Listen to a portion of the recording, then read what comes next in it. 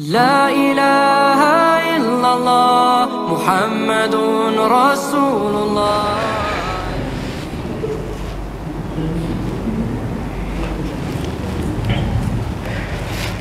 Bismillahirrahmanirrahim. Assalamualaikum warahmatullahi wabarakatuh. Waalaikumsalam warahmatullahi wabarakatuh.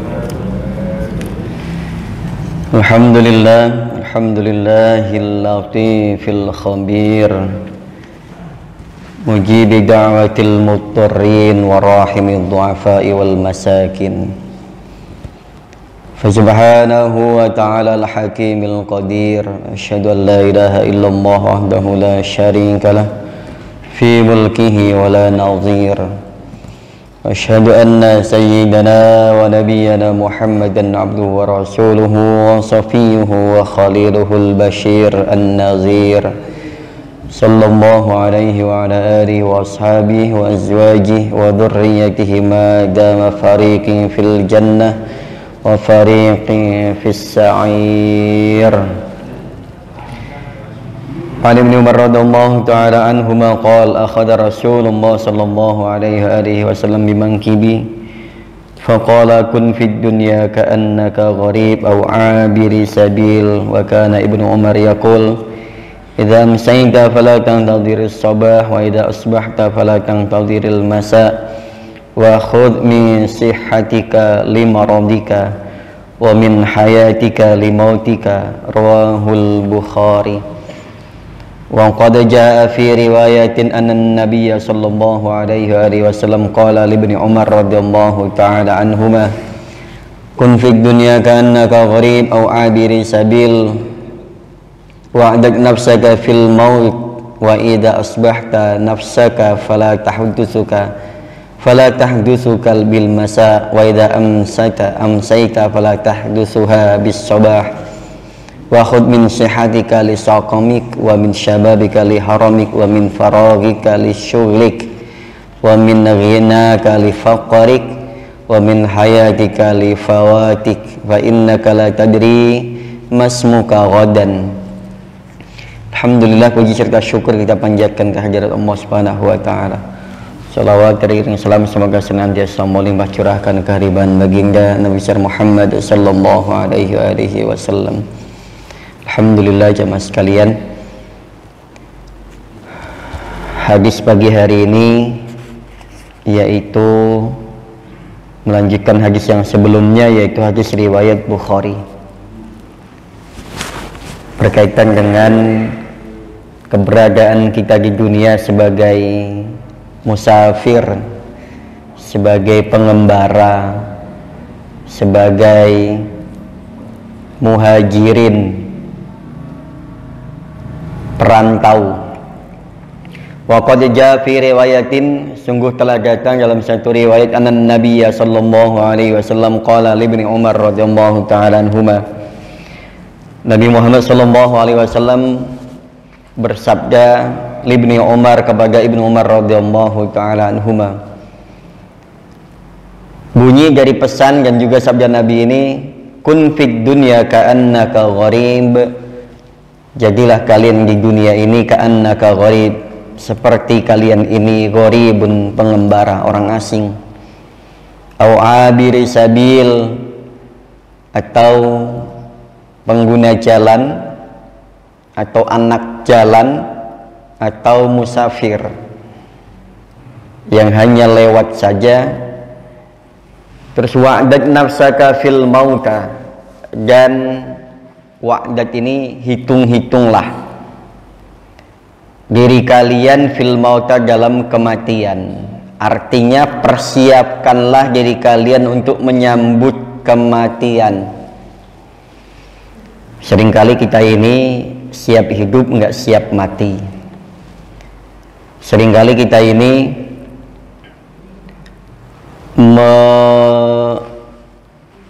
memimpikan atau mengharapkan kehidupan yang baik, tapi kita lupakan kematian yang baik. Maka Rasul menyampaikan wa'dat nafsaka fil mauta, maka persiapkanlah oleh kalian, siap-siaplah oleh kalian mempersiapkan diri fil mauta, menuju kematian. Bagaimana caranya? Bagaimana caranya? Harus memperbanyak amal perbuatan, amal soleh. Karena biasanya orang meninggal itu kondisi terakhirnya itu sebagaimana kebiasaan kita. Biasanya, walaupun nggak semua. Kalau orang yang ahli sholat malam, biasanya meninggalnya nggak jauh dari kondisi atau sedang sholat. Yang ahli zikir, ahli wirid, ahli sholawat, insya Allah meninggalnya nggak jauh dari zikir, wirid, sholawat. Yang ahli sedekah, insya Allah meninggalnya nggak jauh-jauh dari sedekah. Yang ahli macam-macam yang lainnya atau hobinya biasanya nggak jauh-jauh dari hobi dan kebiasaannya. Maka Rasul menyampaikan wa'dad nafsaka limauta fil mauta. Maka persiapkanlah diri kalian. Kita kan punya cita-cita, keinginan, ingin membangun sebuah rumah tangga yang harmonis dan juga melahirkan anak-anak yang soleh, solehah, memiliki tabungan, investasi, keduniaan dimulai dan sudah satu demi satu kita wujudkan. Anak-anak sebagian sudah mentas, sebagian sudah kerja, sebagian sudah dewasa, sebagian masih dalam proses, dan lain sebagainya, dan lain sebagainya. Tabungan, investasi sudah kita persiapkan untuk anak sekolah, untuk anak nanti lulus, dan lain sebagainya, dan lain sebagainya. Tapi kadang kita lupa, tabungan untuk yang seharusnya kita persiapkan adalah untuk kematian kita. Ada yang kemudian banyak juga orang yang mempersiapkan dirinya. Ada yang ikut iuran kematian, walaupun bentuknya fisiknya adalah fisik materi, tapi persiapannya untuk ukhrawi. Contoh misalkan orang menyiapkan diri dengan ikut bergabung di dana sosial kematian kah, atau iuran kematian kah, tapi kebanyakan pikirannya bukan karena akhiratnya, tapi biar nanti meninggalnya, matinya gampang diurus. Ambulans siap untuk mandiin, kafanin, nyolatin, sampai ke pemakaman udah siap. Pikirannya biar nggak ngerepotin. Tapi sejatinya yang kita bawa ini, Allah sampaikan, al-malu mali, fama laka min mali illa ma akalta fa'afnait. Harta benda seluruhnya yang ada di dunia ini, hakikatnya Allah sampaikan mali, harta bendaku, bukan punya kalian dan bukan punya kita. Allah sampaikan al-mal, harta benda materi yang ada dalam dunia ini hakikatnya mali, itu milikku, itu hartaku. Ya memang kenyataannya begitu. Kita kan memang nggak punya apa-apa dan nggak bisa apa-apa. Ini masih sehat, kita masih bisa ke masjid, masih bisa zikir, masih bisa yang lainnya. Sedangkan sakit ini selalu mengintai kita, itu sakit. Dan kematian selalu memanggil kita. Dan malaikat maut selalu menunggu kapan perintah datang untuk menjemput ruh kita. Kita masih sibuk dengan hobi kita masih sibuk dengan kawan-kawan kita masih sibuk dengan keluarga kita masih sibuk dengan urusan duniawi yang tidak pernah selesai selama kita hidup di dunia. Memang itulah. Maka Rasul menyampaikan harus seimbang. I'mal lidunyaka ka'annaka ta'ishu abada. Beramallah kalian untuk duniamu seolah-olah seakan-akan kalian, kita semuanya hidup selamanya. Artinya orang yang bekerja maksimal betul, dan orang yang ibadah maksimal sangat betul, harus diimbangi. Wa'mal li akhiratika ka'annaka tamutu. Tapi jangan lupa, kerja maksimal pagi, siang, sore, malam, jangan lupa wa'mal li akhiratika, dan beramallah untuk akhiratmu, ka'annaka tamutu ghoda, seolah-olah seakan-akan besok engkau akan tiada. Artinya persiapan duniawinya maksimal, persiapan ukhrawinya maksimal, persiapan hidup enaknya maksimal, persiapan mati enaknya juga maksimal, kerja tetap dan juga ibadah tetap, mendapatkan hasil tetap dan juga beramal tetap. Nah, ini yang Rasul sampaikan, yang Rasul inginkan, demikian kurang lebihnya. Maka dalam hal ini wa'dad nafsaka fil mauta, persiapkanlah sebaik mungkin dirimu untuk menjemput kematian. Nah, ini udah difasilitasin. Sekarang banyak lembaga-lembaga, yayasan dan juga individu yang mengurus tentang masalah kematian. Kita tinggal menentukan mau ikut atau bagaimana dan lain sebagainya.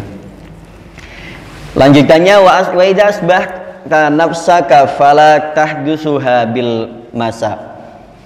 Ketika engkau sudah masuk ke waktu pagi, maka fala tahdusuha bil masa. Kalian jangan membicarakan tentang hari atau esok atau sorenya. Ketika kalian masuk waktu pagi, maka kalian jangan berangan-angan untuk sorenya. Karena memang tidak ada yang menggaransi, tidak ada yang menjamin bahwa pagi ini usia kita akan sampai sore nanti. Yang menjamin, yang garansi hanya Allah Subhanahu wa taala. Meskipun kita masih doyan makan, kita masih doyan minum, masih bisa aktivitas, karena nggak ada yang garansi. Berapa banyak orang-orang di sekitar kita dan di alam semesta ini yang kemudian mati mendadak, mati tiba-tiba. Banyak yang kemudian kita kaget, perasaan kemarin masih ini, tadi masih, semalam masih. Banyak. Nggak ada riwayat sakit parah kok, nggak ada riwayat ini. Ya memang kenyataannya mati itu nggak harus sakit parah. Tiba-tiba juga bisa, tanpa sebab juga bisa. Berapa banyak orang yang sehat kemudian di jalan kecelakaan meninggal. Berapa banyak orang yang sehat kemudian kena serangan jantung, katanya meninggal langsung. Ada yang macam-macamnya. Walaupun ada sebagian tanpa sebabnya meninggal aja. Ketika sudah masuk pagi ini, jangan memiliki terlalu angan-angan panjang untuk sorenya. Tapi persiapkanlah pagi ini, kita juga pagi ini siap-siap kalau kita mati. Pun wa idza amsaka fala tahdusuha bis-sabah, ketika kita masuk sore nanti, itu kan artinya Allah memanjangkan usia kita, membiarkan kita masih hidup, masih tetap aktivitas dan lain sebagainya. Bahkan sebagian di antara kita, mungkin kita sendiri adalah masih maksiat, dan Allah biarkan hidup dan Allah masih cukupi rezekinya. Terus bagaimana? Wa khudh min sihatika lisaqamik. Pesannya begini. Wa khudh min sihatika lisaqamik, manfaatkan sebaik mungkin waktu sehatmu. Persiapkan lisaqamik, untuk datang masa sakitmu. Berarti kalau punya persiapan begini, segala sesuatu ini persiapkan. Nanti kalau sakit ada yang ngurus, ada biayanya. Berarti persiapkan selama sehat. Kita kalau memang harus banget menggunakan kayak contoh misalkan BPJS kah, atau ngumpulin materi buat nanti kalau kita sakit biar nggak ngerepotin orang kah, atau jaminan kesehatan kah, jaminan kematian kah. Nah, ini kita persiapan juga. Penting bisa. Wa khudh min sihatika, atau begini bahasanya, manfaatkan selagi sehat itu, gunakanlah dengan yang terbaik sebelum nanti masuk masa tua atau masuk masa sakit, udah mulai nggak lagi sehat seperti dulu. Wa min syababika liharamik, dan yang masih muda, pergunakanlah masa mudamu liharamik, untuk masa tuamu atau sebelum datang masa tuamu. Yang masih muda, manfaatkan sebaik mungkin untuk nabung, baik nabung dunia maupun nabung akhirat. Kita persiapkan dengan baik, nanti ketika hari tua sudah enak. Enaknya bagaimana? Tinggal ibadah, santai, tinggal ngurus, udah nggak banyak urusan lagi. Wa min faragika li syughlik, dan manfaatkan waktu luangmu li syughlika untuk masa-masa sibukmu nanti. Sekarang yang lagi nggak sibuk atau sudah masuk waktu pensiun atau tidak lagi banyak kerjaan yang menguras tenaga kita, menguras pikiran kita, energi kita, maka manfaatkan sebaik mungkin waktu luang itu untuk hal-hal yang bermanfaat. Bisa apa saja, bisa ngurus masjid, bisa ngurus keluarga, bisa ngurus rumah tangga, bisa ngurus urusan-urusan yang lainnya. Manfaatkanlah. Maka hal-hal demikian Rasul mengharapkan kita ini agar selalu produktif, bisa produktif urusan duniawi, bisa produktif urusan ukhrawi, dan juga hal-hal yang lainnya yang menunjang hal itu. Maka jangan salahkan ketika seseorang itu masih tua memiliki hobi yang kemudian bermanfaat, memiliki kebiasaan yang kemudian mendatangkan manfaat, dan lain sebagainya, Itu mengabdikan diri. Setelah masa pensiun ini saya akan mengabdikan diri di masjid atau ngurus lembaga, yayasan, atau masih menyumbangkan pikiran dan ilmunya untuk hal-hal demikian. Nah ini alhamdulillah, nanti itu juga akan sangat bermanfaat untuk amalnya. Meskipun banyak amalan, banyak bentuknya, fisiknya adalah amalan duniawi, itu bisa jadi ukhrawi dan sebaliknya. Wa min ghinaka li faqrika, dan persiapkanlah masa-masa kayamu sebelum datang masa fakirmu. Artinya yang sekarang masih punya tabungan investasi, sebaik mungkin dialokasikan untuk yang jalan menuju akhirat. Nah, untuk apa? Untuk biaya keluarga, itu juga akhirat, Pak. Jangan dikira orang kerja memenuhi kebutuhan rumah tangga keluarga itu nafkah, juga masuk kategori ibadah. Nah, jangan salahin orang yang kerjanya pagi petang, pulang petang lagi, nggak apa-apa, biarin, memang itu tanggung jawab dia. Nggak salah kalau suatu saat kita menjumpai kawan kita kok kemudian kelihatan jarang ke masjid. Kita jangan langsung bilang, ini orang udah lama nih nggak sholat. Mungkin udah lamanya nggak ke masjid kita, tapi bisa jadi ke masjidnya tempat lain sekalian berangkat kerja. Atau mungkin yang lainnya, banyak sekali yang harus diurus. Kita nggak bisa ngukur dengan ukuran kita. Kita masih banyak waktu santai, ya kita bisa ke masjid 5 waktu, bisa ke masjid di awal waktu. Ada sebagian banyak orang yang kemudian nggak bisa karena tidurnya malam banget sehingga subuhnya ini mepet. Biarin, nggak apa-apa. Masih bisa ke masjid, masih bisa sholat, masih bisa sujud, itu sudah rahmat dari Allah Subhanahu Wa Taala. Yang bisa tepat waktu, yang bisa awal waktu, alhamdulillah bersyukur.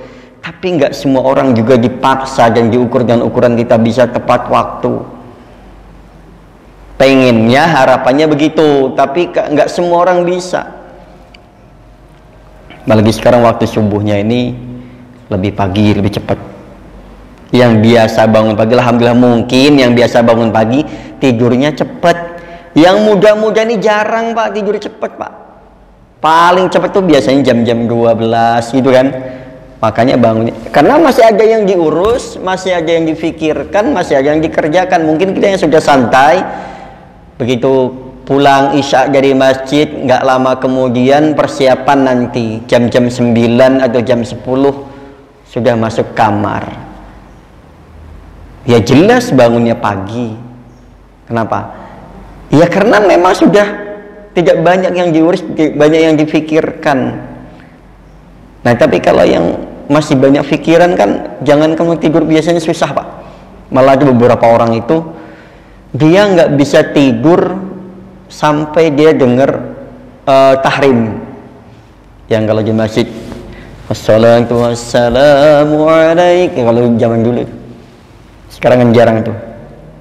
Nah, pengennya orang-orang ini sama dengan kita, tepat waktu, banyak waktu luang, dan lain sebagainya. Nggak bisa. Ukurannya, kita nggak bisa mengukur seseorang hal untuk aktivitas dengan ukuran kita.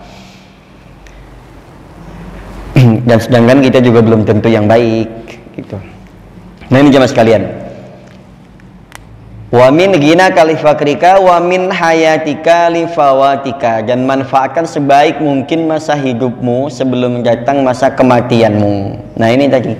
Jadi selagi kita masih hidup, masih bisa nafas, aktivitas, kita manfaatkan dengan baik apa yang kita persiapkan untuk menuju kematian. Bekal apa saja, kalau memang bekalnya yang kita, kan ada beberapa orang itu punya amalan unggulan, Pak.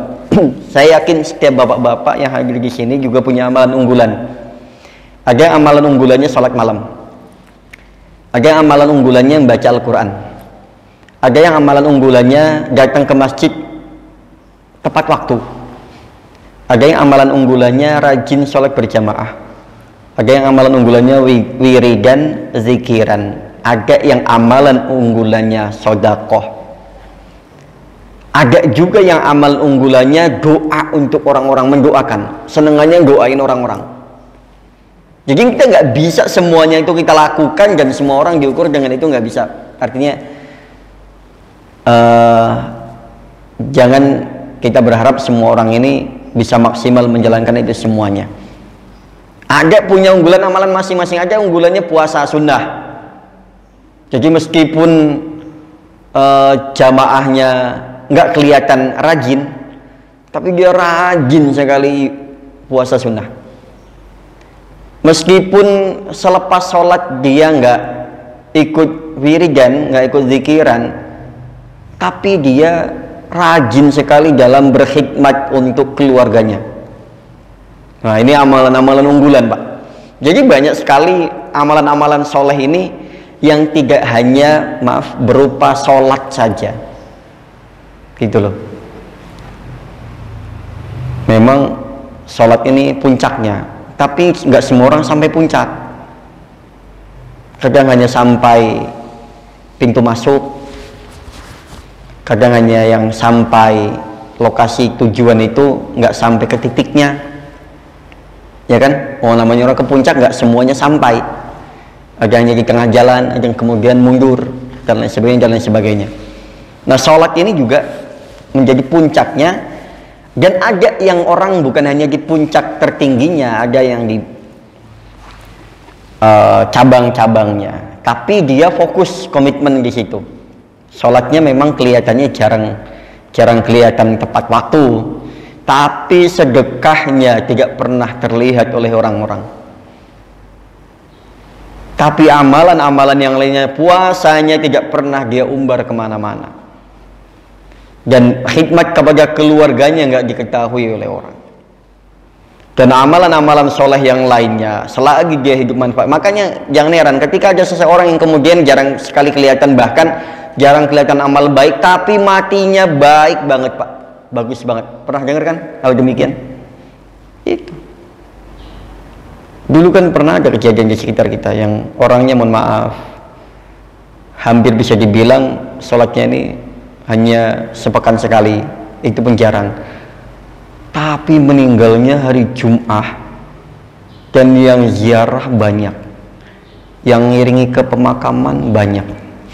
Nah kita nggak tahu amalan soleh apa yang dibawa.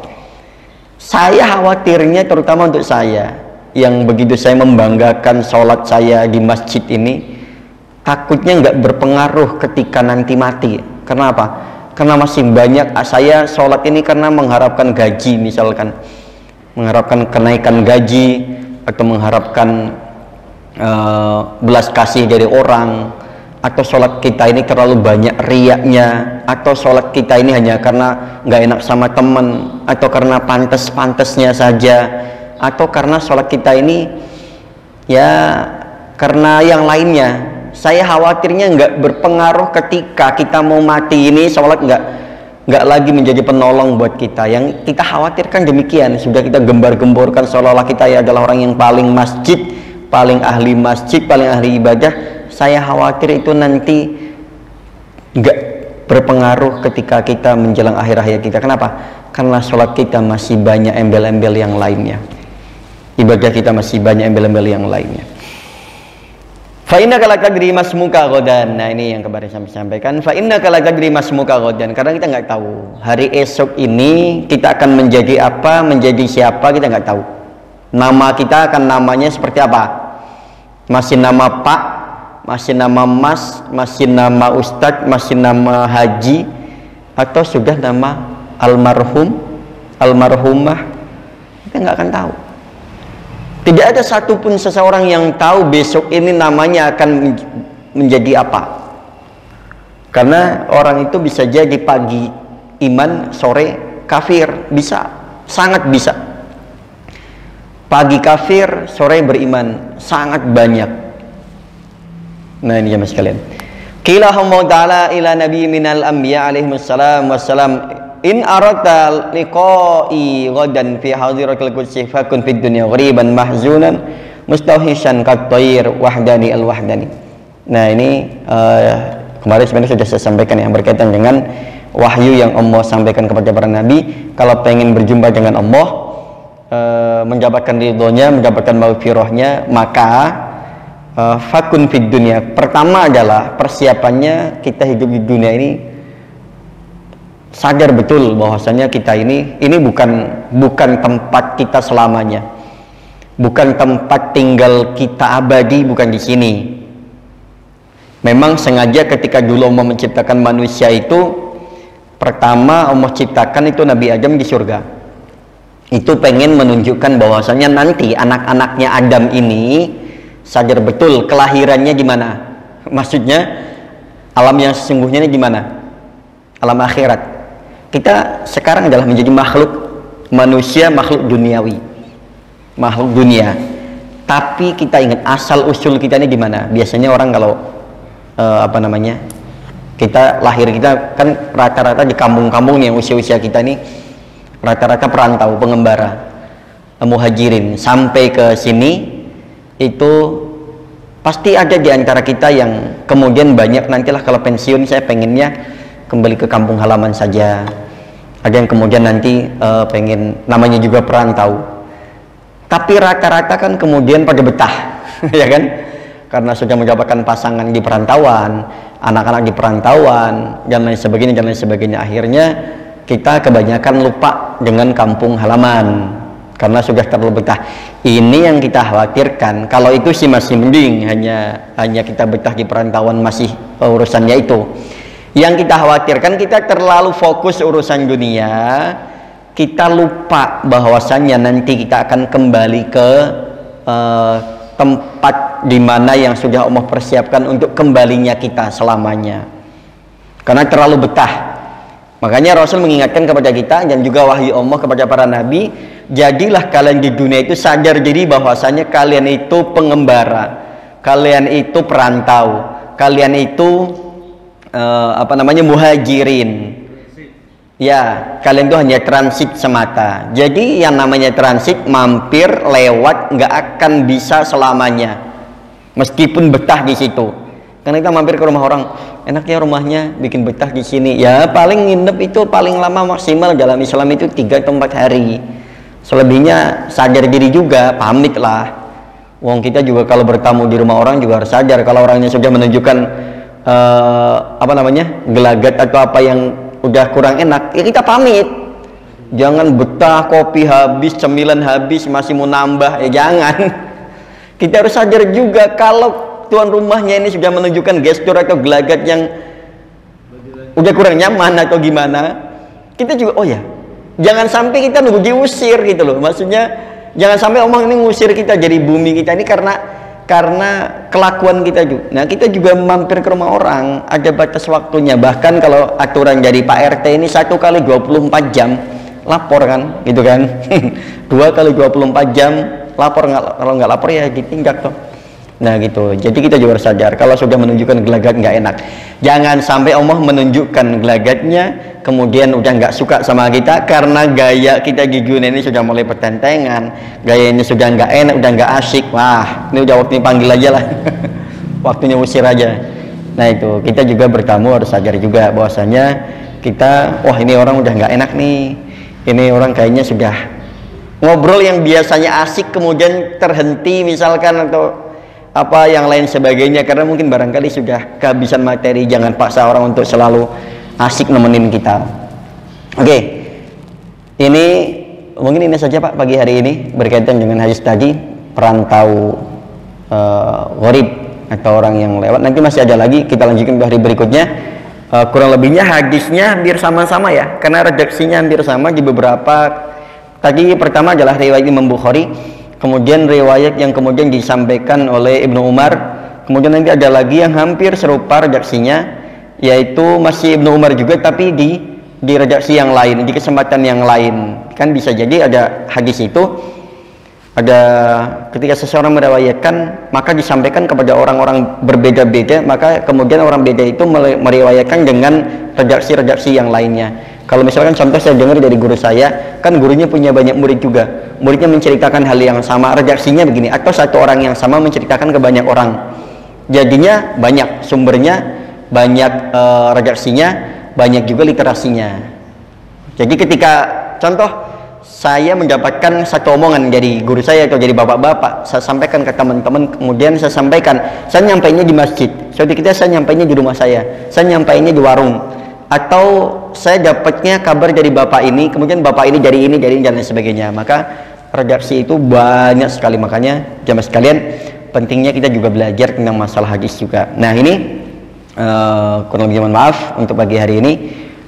Mudah-mudahan bisa kita serap sedikit 1-2 ilmu yang bermanfaat, itu nanti bisa kita amalkan tentang persiapan kita dan memanfaatkan semaksimal mungkin selagi kita hidup di dunia, sehatnya, usia kita, tua kita, hidup kita, kematian kita persiapkan dengan baik. Subhanakallahumma rabbana wa bihamdika asyhadu an la ilaha illa anta astaghfiruka wa atubu ilaik. Billahi taufiq wal hidayah wa ridha wal inayah ihdinas siratal mustaqim. Assalamualaikum warahmatullahi wabarakatuh.